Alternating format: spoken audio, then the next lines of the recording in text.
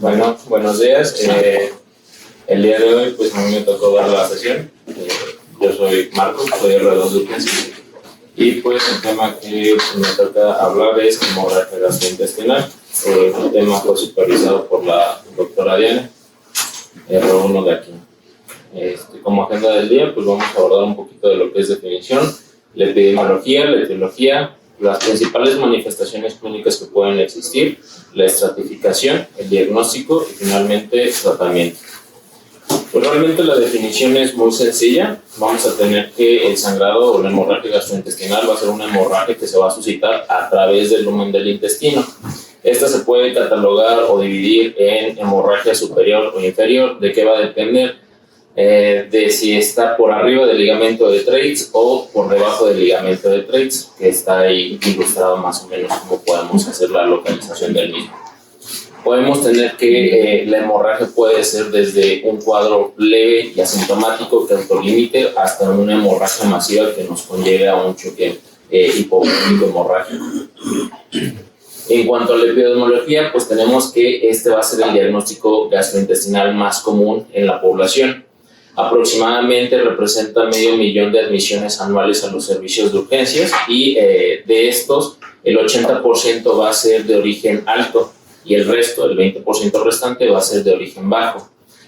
Actualmente tenemos una incidencia de 100 casos por cada 100,000 habitantes y la estadística nos dice que esta incidencia va en disminución, no precisamente porque no se suscite, sino porque el periodo de diagnóstico y las intervenciones terapéuticas actualmente hacen que realmente vaya hacia la baja, nada más. Bueno, no vamos a abordar como tal cada causa del sangrado gastrointestinal, pero sí es importante comprender el tipo de etiología que tenemos. Vamos a dividirlo principalmente en las siguientes ramas: inflamatorias, por neoplasias, por anormalidades vasculares inducidas por drogas iatrogénicas y misceláneas. De aquí, de todas estas causas, cabe resaltar que el 2.6% de los pacientes van a ser admitidos a las unidades de terapia intensiva. Como causas más comunes a nivel hospitalario, pues tenemos la úlcera gástrica, la úlcera péptica, las varices esofágicas y pues la gastropatía erosiva. Son las causas más comunes que vamos a tener en los pacientes hospitalizados. Obviamente también las inducidas por algunas drogas, lo más común son los AINES, como ya todos sabemos. En cuanto a las principales manifestaciones clínicas, pues vamos a tener que los pacientes se pueden presentar con cuadro de hematemesis, melena, hematoquesia, dolor abdominal, un síndrome anémico caracterizado por debilidad, astenia, dinamia, anorexia, pérdida de peso, datos de hipoperfusión, síncope o presíncope. Aquí les pongo igual un poquito más sobre las principales características clínicas que puede llegar a presentar el paciente y debido a o consecuencia de qué son. En cuanto a la estratificación, pues ¿para qué nos va a servir estratificar a un paciente con hemorragia gastrointestinal? Pues principalmente para decidir el tipo de tratamiento que le vamos a dar, si nuestro paciente va a ser candidato a tratamiento ambulatorio, si requiere una atención urgente, es decir, de ser hospitalizado, o si estamos ante un paciente que ya tiene un cuidado posoperativo o un resangrado. ¿Cuáles son las principales escalas que vamos a estar utilizando para esto? Pues una de las principales es la escala de Rockall, que esta, recordemos, puede ser preendoscópica o posendoscópica. ¿De qué nos va a servir? Para medir la categoría en la que está. Tenemos que un riesgo alto va a ser cuando tiene, ahí se los puse subrayado, mayor a 5 puntos, un riesgo intermedio de 3 a 4 puntos y un riesgo bajo de 0 a 2 puntos. Esto que nos traduce más que nada la mortalidad de los pacientes y los ítems que evaluar. Las otras dos escalas que podemos también usar es la escala de Glasgow-Blatchford, que igual nos va a dividir entre riesgo bajo o riesgo alto. El riesgo bajo es de 0 a 1 punto, el riesgo alto mayor a 1 punto, y la que es indistinta tanto para hemorragia superior como para hemorragia inferior es la escala ABC. que igual nos va a estar dividiendo riesgos bajos de mortalidad con un puntaje menor a 3 puntos o riesgos altos de mortalidad con un puntaje mayor a 8 puntos. ¿Cómo vamos a realizar el diagnóstico de una hemorragia gastrointestinal? Pues obviamente primero tenemos que llevar a cabo la evaluación inicial de nuestro paciente, realizar la anamnesis, ver si tiene el antecedente de algún consumo de fármacos, principalmente AINES, y también prestar mucha atención en las constantes vitales de nuestro paciente, porque de ahí nos va a dar la pauta si nuestro tratamiento realmente es urgente o si podemos esperar un poquito más. Y obviamente tenemos que hacer un examen físico que debe de estar dirigido. Tenemos que hacer la evaluación macroscópica de las heces, tenemos que evidenciar si hay datos clínicos evidentes de sangrado o no, y alguna literatura todavía nos marca que ante duda diagnóstica podemos realizar un lavado gástrico para poder evidenciar si hay sangre en el tracto gastrointestinal o no. Recordar también que aproximadamente el 11 al 15% de los sangrados de tubo digestivo alto se van a presentar con hematoquesia, que pues puede ser un distractor en un momento dado e indicarnos que es un sangrado de tubo digestivo bajo, cuando no es así, cuando es en realidad un tubo digestivo alto. También viceversa, los sangrados de tubo digestivo bajo, recordar que se pueden llegar a presentar como melena.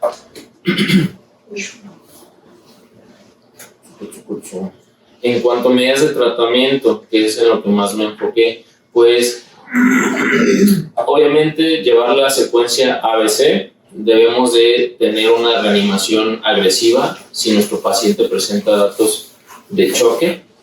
Recordar que los accesos deben de ser mínimo un calibre 18. Lo principal que debemos de hacer aquí es el uso de hemoderivados, principalmente si ya tenemos una medida de hemoglobina basal, que esta sea menor a 7 gramos sobre decilitro, o si nuestro paciente esté teniendo repercusiones hemodinámicas. El primer escalón o el escalón más importante de tratamiento es la endoscopía, que va a ser una medida diagnóstica terapéutica. Nos permite la identificación correcta y concreta de la etiología ante la cual nos estamos enfrentando, la limitación definitiva del daño y obviamente también limitar el sangrado en ese proceso. La mayoría de la literatura nos recomienda que debe de ser una terapéutica concomitante con los inhibidores de bomba, y estos inhibidores de bomba previo a la endoscopía se deben de alargar su uso hasta por 3 días. Ahorita lo vamos a ver un poquito con más detenimiento. Un algoritmo que encontré que me pareció bastante interesante. Ya identificamos a nuestro paciente con sangrado de tubo digestivo agudo. Aquí vamos a tener dos vertientes, si nuestro paciente está estable o no está estable. Si nuestro paciente está estable, lo recomendado es llevarlo a una endoscopía de urgencia. Y obviamente ahí, en base a la etiología, va a ser el tratamiento que nosotros le podemos ofrecer. Por ejemplo, en el caso de una úlcera péptica, podemos ofrecerle a nuestro paciente la cauterización, la embolización de la arteria, o si no es posible delimitar el daño mediante endoscopía, llevarlo a cirugía. Y de ahí también las varices esofágicas, las varices gástricas y otras etiologías. Si nuestro paciente no está estable, pues entonces tenemos que llevar a cabo la resucitación del paciente, tratar de limitar el daño con otro tipo de estrategias terapéuticas que ahorita también vamos a ir viendo, y ya que lo estabilizamos, entonces ahora sí poder llevarlo a la terapia endoscópica. Como les había comentado, la terapia endoscópica pues nos permite realizar no solamente el diagnóstico, sino llevar a cabo intervenciones terapéuticas. Nos va a permitir la estratificación e identificación correcta de las lesiones, y vamos a tener que se divide, o lo idóneo es que se realicen las primeras 12 horas de identificar el cuadro, pero se va a dividir en urgente cuando se lleva al paciente a este tipo de terapéutica, las primeras 2 a 6 horas, temprana cuando se lleva al paciente a este tipo de terapéutica en las primeras 24 horas, o tardía cuando se lleva en las primeras 48 horas. Cabe resaltar que el fracaso en el tratamiento de este tipo de terapéutica pues no es patognomónico, pero sí es recomendable que el paciente ya se lleve a algún tratamiento quirúrgico propiamente. Las principales opciones que nos ofrece este tipo de terapia pues van a ser la electrocoagulación bipolar, la terapia hemostática con clips, la inyección de epinefrina perilesional, inyección esclerosante también, y como ya les había comentado, pues cómo se divide: urgente, temprana y tardía. También la literatura menciona que la combinación de alguna de estas dos o más vertientes de estas opciones nos va a disminuir la mortalidad en los pacientes. Entonces sí se recomienda que se asocie y no nada más se emplee una sola medida. Un poquito más o menos, una vez que llevamos a nuestro paciente a endoscopía, ¿qué es lo que le podemos ofrecer? Si nuestro paciente está con una lesión sangrante activa, pues obviamente aquí sí la endoscopia va a ser totalmente dirigida y se debe de asociar también a terapia de inhibición de bomba. Pero si nuestro paciente ya tiene un sangrado contenido, pues únicamente lo vamos a llevar a terapia de bomba de protones como único tratamiento. Realmente una terapia endoscópica dirigida ya no se le va a ofrecer. Otra de las principales herramientas que tenemos una vez que identificamos el sangrado de tubo digestivo en nuestros pacientes, como ya les había comentado, es la reanimación agresiva. Como parte de la reanimación agresiva tenemos que se puede activar el protocolo de transfusión masiva. Este artículo nos marca que para activar el protocolo de transfusión masiva vamos a tener el algoritmo de las 7 T's. El primero, pues obviamente, es activarlo, la primera T. El segundo es preparar el equipo, que va desde avisar a todo el personal que va a estar involucrado hasta colocar los accesos endovenosos de buen calibre en el paciente, corroborar la seguridad de la sangre, etc. Ver que, la tercera T, ver que nuestro centro tenga posibilidad del uso de ácido tranexámico, que también ya se recomienda como punto de buena práctica en los sangrados de tubo digestivo. Estar midiendo hora con hora cómo vamos, tanto los signos vitales, las ventanas de perfusión, o si es posible con biometrías hemáticas seriadas. El punto 5 nos marca que debemos de tener siempre un objetivo de la terapia transfusional, de decir, ok, no nada más es clínicamente que mi paciente vaya mejorando, sino hasta qué punto bioquímicamente lo quiero llevar. La sexta T es el manejo de la temperatura, y finalmente la séptima T es dar por terminado, avisar que se dio por terminado el protocolo de transfusión masiva. Recordar que pues el protocolo de transfusión masiva se sigue recomendando que sea 1-1-1, pero también hay algunos centros en donde se recomienda la administración 2-1. Entonces, nada más como punto de recordar. ¿Qué hacemos si no tenemos disponible o no estamos en un centro donde se tenga disponible la terapia endoscópica como primer medida? Pues también podemos hacer uso de los balones. Aquí los principales criterios con evidencia 1B es la inestabilidad refractaria del paciente, o que estemos en un centro en donde definitivamente no tengamos disponibilidad de llevar a nuestro paciente a endoscopia. Simplemente recordar, tenemos 3 clases de balones que se los puse ahí abajo, más o menos la medida que tiene cada globito, cómo se llenan y en dónde quedan fijados, la imagen superior. Realmente es una medida extrema. Lo principal, e insisto, si está disponible, es llevar a nuestro paciente a endoscopia. El uso de ácido tranexámico, como les había comentado, realmente todavía no tiene un nivel de evidencia como el otro tipo de terapéuticas, 1A, 1B, no. Simplemente está catalogado como punto de buena práctica, pero en sangrado de tubo digestivo alto, pues ese artículo pues demuestra que ya se ha asociado a una disminución de la mortalidad en los pacientes con hemorragia de tubo digestivo alto, principalmente hasta en un 9% de los pacientes. Simplemente recordar, la dosis es 1 gramo en bolo y posterior 3 gramos para 24 horas máximo, siempre asociado a las medidas terapéuticas que ya conocemos. Esto solamente sigue siendo catalogado como un punto de buena práctica, nada más. Otro tipo de terapéuticas que están asociadas a etiologías muy enfocadas, por ejemplo, sería la administración de oclótide, la administración de terlipresina y la administración de somatostatina. El primero y el tercero, recordar que van a inhibir la secreción basal del sistema gastropancreático y por ende todas las sustancias que se secretan. Y la terlipresina pues es un análogo de los receptores B1 y B2 que va a ocasionar reducción de la presión portal, por ende va a disminuir el grado de sangrado. Más o menos esas son las dosis que se manejan. Son terapias médicas alternativas, pero insistir, la primera terapéutica es la endoscopia. Igual, ese es un diagrama que les puse, más o menos en lo que consiste cada una de las terapéuticas. Ya estratificamos a nuestro paciente, vemos que tiene alto riesgo de sangrado, alto riesgo de mortalidad, pues lo primero que debemos de hacer es llevarlo a terapia endoscópica. Si nuestro paciente está muy inestable, pues primero debemos de activar la secuencia ABC. Si estamos disponibles en un centro que se pueda activar el protocolo de transfusión masiva, también llevarlo a protocolo de transfusión masiva, estabilizarlo y dentro de las primeras 24 o 48 horas, de todas formas, tratar de llevarlo a endoscopia para que sea el tratamiento selectivo de la etiología que está causando el sangrado. Y como profilaxis, realmente lo que yo encontré actualmente de terapia antisecretora, lo más recomendado son inhibidores de bomba. Únicamente en terapia, pacientes que están en las categorías de muy alto riesgo o alto riesgo, que es la tablita que están hasta arriba.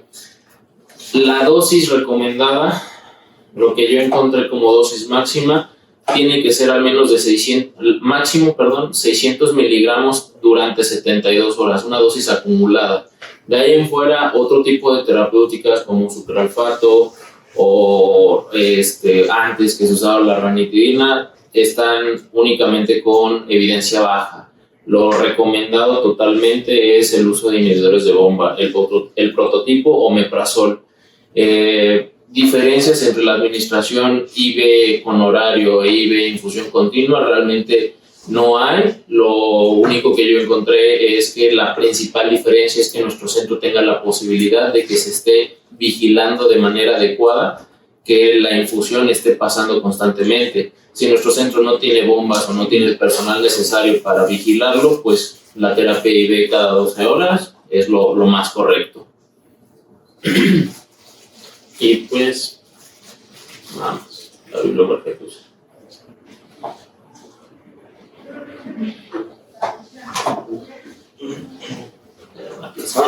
Más agregar del regreso a la anticoagulación, no está un poco de tu tema, ¿verdad? Pero bueno, tienes un paciente que tuvo una hemorragia de tubo digestivo alto y es un paciente que tiene indicación de estar anticoagulado. Se supone que tienes que individualizar al paciente, obviamente, ¿no? Pero haces un balance, ¿no? Entre que tenga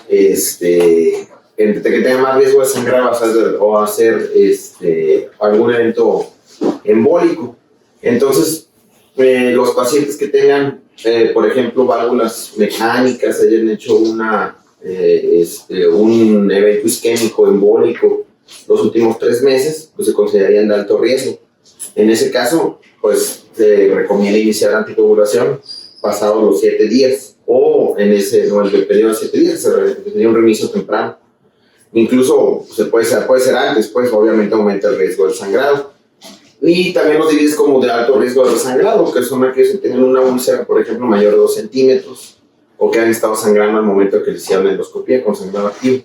Entonces ahí balanceas, pero más o menos el periodo de tiempo en la anticoagulación es de 0 a 7 días, posteriormente 14 días, y pues ya realmente más tardío pues se relaciona con mayor peligro de eventos trombóticos, ¿no? En pacientes que tengan ese riesgo.